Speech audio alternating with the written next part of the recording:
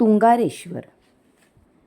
वटवृक्षावरच्या पाखरांनी रामच्या काळोखी भरलेल्या मनात विवेकाच्या प्रकाशाचा कवडसा टाकला. त्याला आत्महत्येपासून परावृत्त केलं होतं.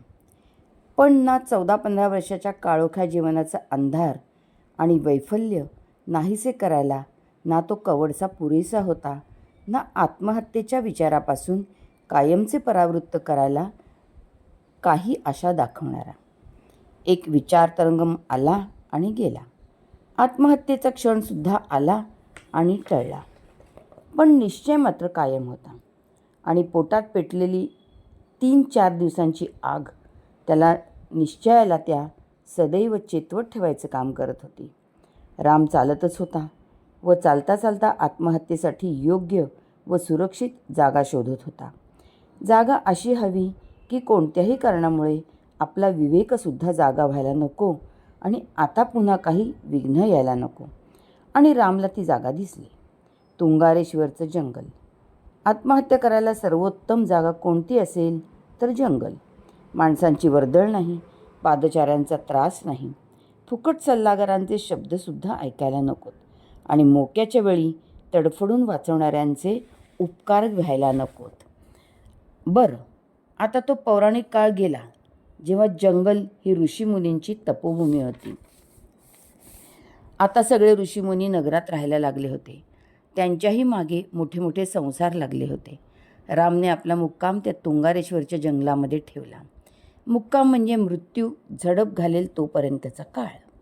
कधी काळी चिमाजी अप्पांच्या सैन्य वज्रेश्वरीजवळच्या त्या जंगलात मुक्कामाला होतं असा इतिहास सांगत होता.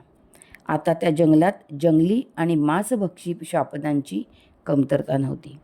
आणि एका कवळ्या मुलाचं शरीर सकाळच्या न्याहारीला आवडणार नाही असा वेडा वाघ किंवा लांडगा कोल्हा अजून तरी जन्माला यायचा होता. रामला त्या श्वापदाच्या येण्याची आस लागली होती. आत्महत्येसाठी रामने जागा निवडली होती, तीसुद्धा विचारपूर्वक. जंगली श्वापदांनी नित्य नियमाने यायची जागा म्हणजे एखादा पाण्याचं ओहळ किंवा पाणवठा.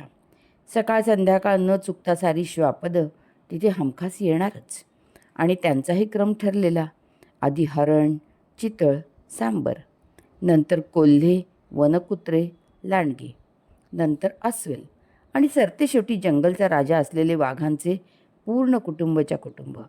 रामने निवडली त्या जागेवर नदी नव्हती की पाण्याचा प्रवाह नव्हता. त्याने भूमीतून उसळ्या घेणारा स्वच्छ गोड पाण्याचा झराच निवडला होता. खरं तर पाणी, तिथे माणसांची वस्ती हे समीकरण होतं. पण त्या काळात पाण्याचं एवढं दुर्भिक्ष नव्हतं. आणि नगर किंवा गाव सोडून जंगलावर अतिक्रमण करून जंगलतोड करायला माणूस तेवढा सुधारला नव्हता. त्याची भक्षक नजर अजून जंगलाकडे वळायची होती. रामलाही तेच हवं होतं. त्याला माणसंच नको होती.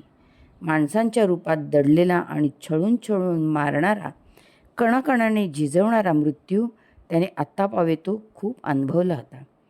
आता त्याला मृत्यू हवा होता तो एका झटक्यात आणि एका फटकाऱ्याचा. तो पावे तो त्याचा मुक्काम त्या झऱ्यापाशीच राहायचा होता. एका रात्री नाही तर दुसऱ्या रात्री तरी श्वापदांनी आपल्याला निश्चित इच्छामृत्यू दिला असता. त्या झऱ्यापाशी आल्यावर रामने प्रथम वाहना काढून ठेवल्या.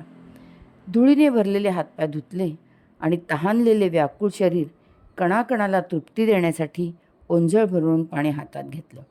अतिथी देवो भव. कुठून तरी शुद्ध आणि अस्खलित संस्कृतमध्ये आशीर्वादात्मक शब्द उमटले. राम क्षणभर थबकला, विस्मित झाला आणि त्याने चारी बाजूला पाहिलं. आजूबाजूला कोणी दिसेना. नाही म्हणाला विविध प्रकारचे उंचच उंच आणि डेरेदार आणि कोवळ्या पर्णराजींनी सजलेले वृक्ष त्याच्याकडे पाहत होते. पण वृक्षांनी आपल्याला साथ घालायचा चमत्कार घडू शकतो यावर त्याचा विश्वास बसेना. मग मात्र राम घाबरला. जंगलातले वाघ सिंहही बोलत, पण ते इसापनीती किंवा पंचतंत्रात. आणि समजा वाघ सिंह बोलले तरी ते अतिथी देव भव असं कशाला म्हणतील. ते तर सरळ वदनी कवळ घेता नाम घ्या श्रीहरीचे एवढे बोलून आपल्या देहाचे 5 घास घेतील. श्वापद नाही, माणूस नाही आणि तरी माणसांची वाणी बोलणारं भूत पिशाच्याशिवाय दुसरं कोणीच असू शकत नव्हतं. भूताची कल्पना मनात शिरली आणि मग मात्र राम घाबरला. त्याला मरायचं होतं, पण ते भूताच्या हातून नाही. कारण भूताने मारलं तर त्यालाही भूत व्हावंच लागलं असतं. बरं, भूत म्हणा, संबंध म्हणा, त्याला पुरता मारून टाकतील याचीही शाश्वती नव्हती. त्यांनी एक खेळ म्हणून त्याला काही काळापुरतं पछाडलं आणि मग पछाडलेल्या माणसांच्या दिव्यलीला आपल्या जातभाईंना दाखवून त्यांची करमणूक केली असती. ते तर आणखीनच बिघडलं असतं. माणसाचा स्वभाव फार विचित्र होता. ते आधी अंगातली भूतं उतरण्याकरता काय काय प्रयत्न करायचे. मंत्र, तंत्र, मांत्रिकाचे सहाय्य घ्यायचे. पछाडलेल्याचा अनन्वित छळ करायचे. पण भूताने त्या प्रयत्नांना दाद देऊन झाड सोडलं तरी माणसं मात्र त्या झाडावर जन्मभर छळायचे. असं झाड एकतर हास्याचा नाहीतर उपहासाचा विषय व्हायचं. रामने ओंजळीतलं पाणी टाकून दिलं आणि पुन्हा दुसरं पाणी हातात घेतलं. पुन्हा रामच्या कानावर शब्द आले, अतिथी देवो भव. तेच अस्खलित संस्कृत शब्द आणि धीर गंभीर आवाज. रामने पुन्हा चहूबाजूला पाहिलं, पण कुणीही दिसलं नाही. साथ घालणारा संस्कृत बोलत होता, म्हणजे भूत निश्चित नव्हतं. भूतांना संस्कृत येतं की नाही हे रामने ऐकलं नव्हतं. आणि भूत अतिथींचा सत्कार करण्याइतकी सुसंस्कृत असतात हेही त्यांनी ऐकलं नव्हतं. निश्चित हा कोणीतरी मानव होता आणि त्याचा काहीतरी डाव होता. राम जरासा घाबरला, भ्याला. त्याने हातातलं पाणी पुन्हा टाकून दिलं आणि स्वाभाविकपणे संरक्षणासाठी त्याने समोर पडलेली एक काठी घेतली आणि हातात मोठा दगड घेतला. तिकडून आवाज येत होता. तिकडे पाहत त्याने धमकी दिली, जो कोई बोल रहा है वो सामने आ जाओ, नहीं तो इस पत्थर से सर फोड़ दूंगा. काही क्षण नीरव शांतता पसरली. रामच्या छातीची धडधड वाढली. काय प्रकार आहे ते समजत नव्हतं. बोलणारा कोण ते कळत नव्हतं आणि दिसतही नव्हतं.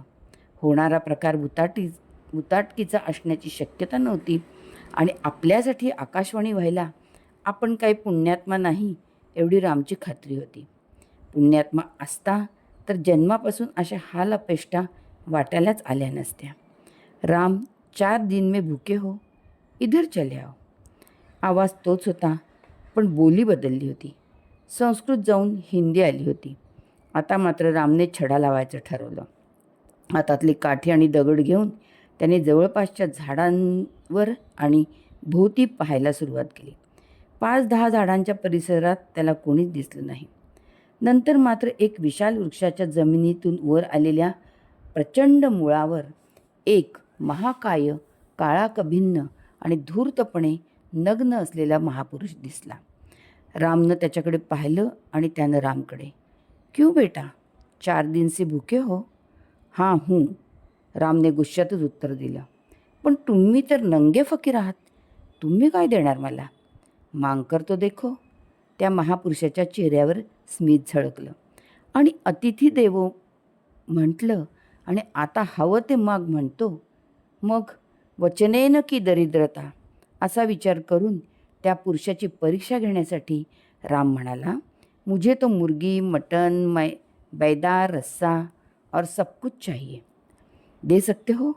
आणि नहीं दे सकोगे तो ये देखा मेरे हाथ में पत्थर, सर फोड़ दूंगा तुम्हारा.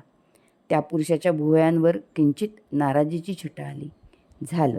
रामच्या अचरट मागणीने तो नाराज झालेला दिसला. पण रामच्या व्रात्य धमकीची त्याने काही दखल घेतली नाही. भुकेला कोवळा जीव रागावणार हे साहजिकच होतं. जाओ उस पेड़ के पीछे.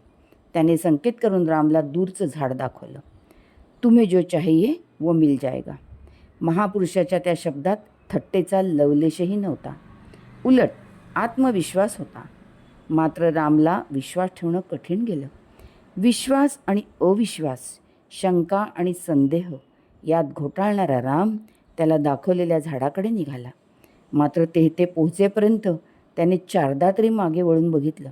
तो पुरुष तिथेच होता आणि त्याचा हातसुद्धा त्या झाडाचाच संकेत करत होता.